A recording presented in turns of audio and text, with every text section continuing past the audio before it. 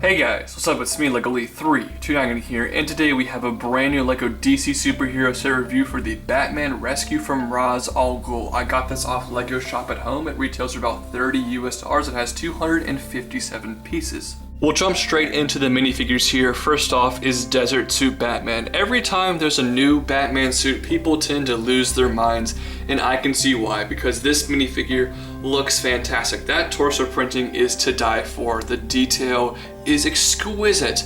You know what's not great though? There's no leg printing, and it just looks incomplete if you ask me. And I complained about this in my most recent Marvel superhero set review. It seems like Marvel and DC superhero sets for this year have started to skimp out on the leg printing. I don't know why, it's just happening and it's really bothering me, and this set is no exception because none of the minifigures here have any detail on their legs whatsoever. Small rant to the side, I love the look of this minifigure sans the legs. I actually like the use of the older cowl piece. I think that looks really good here. He does have a face underneath that cowl. He also has a good back printing and double-sided face, so a very cool Desert Batman minifigure. Our second minifigure here, the main figure people are buying this set for here, is Ras al Ghul, or Ras al Ghul, however you want to say it. I think this figure looks awesome. I've been waiting for this particular character to be made in LEGO form for quite some time, and they really hit a home run here. Again, no leg printing, which is a letdown, but besides that, everything looks fantastic. His torso print is great, but the main thing here, that face looks awesome, and the printing on the side of the hairpiece is just spot on. I love that. From the back, you can see his cape looks really cool, and underneath that, you have good back printing and an awesome double-sided face post Lazarus Pit. That looks creepy and awesome. I really love this minifigure, and I'm so glad they finally made this particular character in LEGO form. The next minifigure here is Talia al Ghul. Do I have any Legend of Korra fans out in the audience? Because this figure reminds me a lot of Asami from that TV show. Definitely going to use her for some customs for that.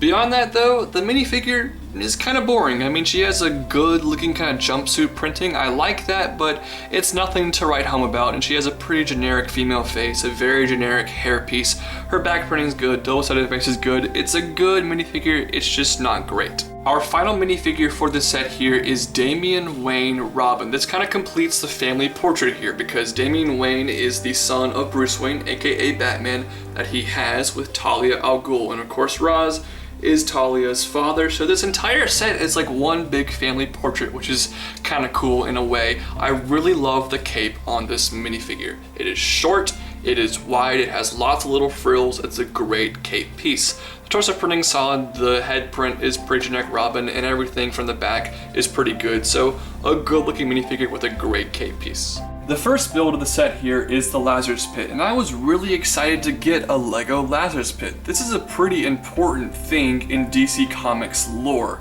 and what LEGO has done here does not represent it well. This thing is tiny. It is super small. I like the translucent green pieces and some of the gold details off to the side. It really just doesn't look good though. It's too small, and I hate this right here. I mean, it's supposed to be kind of like a waterfall of the green ooze going into the Lazarus Pit, but it really doesn't look good. What that is though, is a play feature here. So basically you can take your Roz minifigure and put him in here, and you're supposed to be able to flick him out. So basically in the comics, when someone goes into the Lazarus Pit, they can be old and then, you know, gives them new life and they kind of spring out of it. So that's what this is representing here.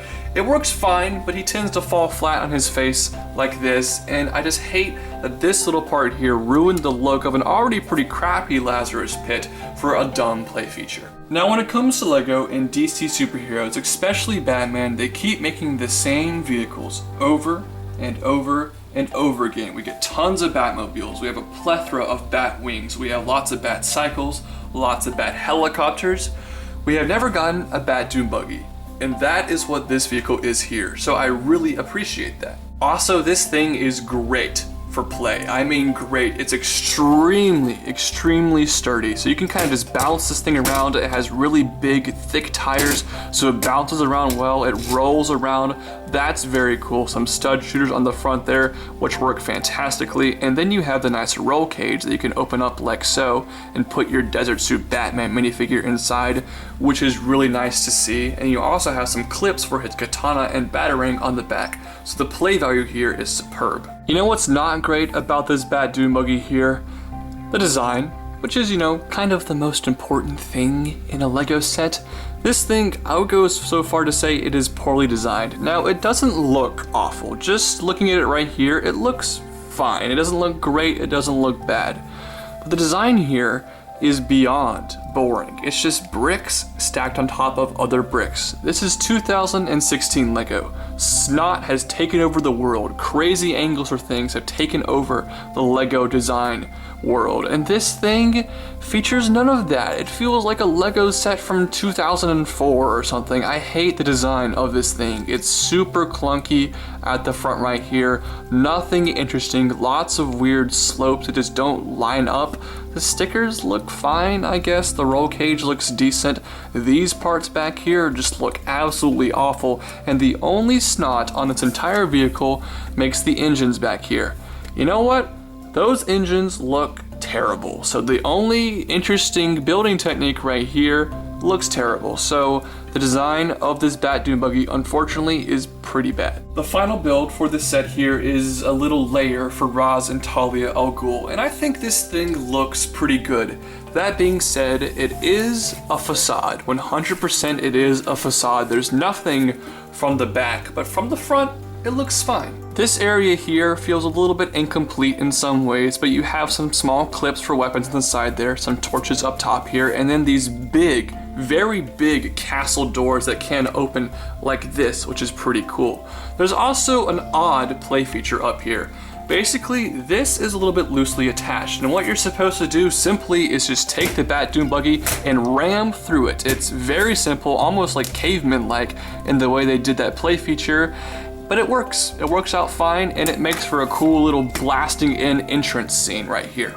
The corner design here is definitely my favorite part of this entire set. It gets a nice angle, and you have this sticker. Now, normally I don't talk about how much I love stickers because frankly, they're annoying to put on.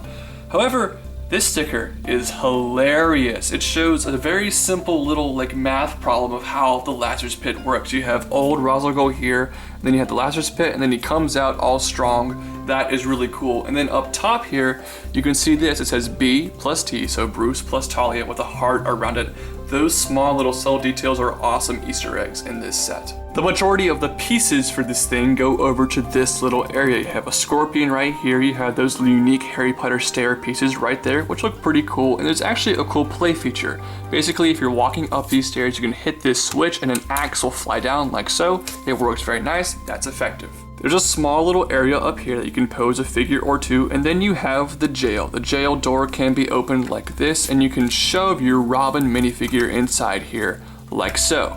Now flip it around, you have this little black rod, and basically by pushing on that, you can burst Robin out of jail. And really all it does is just kind of fall down. It's not a super exciting breakout feature, but it's still efficient and it works. When it all comes together here, I think this set actually makes for a pretty cool display scene. It all fits together pretty nicely.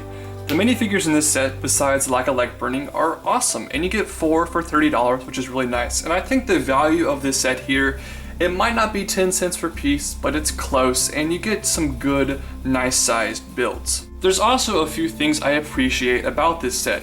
One, it does have a Batman vehicle, but primarily this is a playset, which you don't get too many of these days. Also, the originality. We have never gotten any of this stuff in Lego form before, which is great. But then you look at actually what you build here, and you start to see that this really isn't the best set out there. The Lazarus Pit, I'm gonna be honest with you guys, it sucks. It really sucks. It is not a good build. The Bat Dune Buggy, while I do like the idea of it, and it doesn't look awful, it is a very boring and generic design with nothing interesting going for it. Roz's lair here is definitely the best build of the set in my opinion, and it has some very cool play features which I do like, but at the same time it's just a facade and I think it could have been a little bit bigger. So ultimately, nothing in this set really impresses me for a 2016 superhero set. I'm not crazy about this one, guys, and that's why it's only going to get a 5.6 out of 10. Those are just my thoughts. I'd love to hear yours in the comment section down below. Also guys, don't forget to like this video, favorite the video, share the video with all your friends. Please go like me on Facebook, follow me on Twitter, and follow me on Instagram. All of those links will be down in the description below. Don't forget to subscribe to this channel, and I hope to see you guys next time for DC Superhero Set Reviews. I'll see you guys later.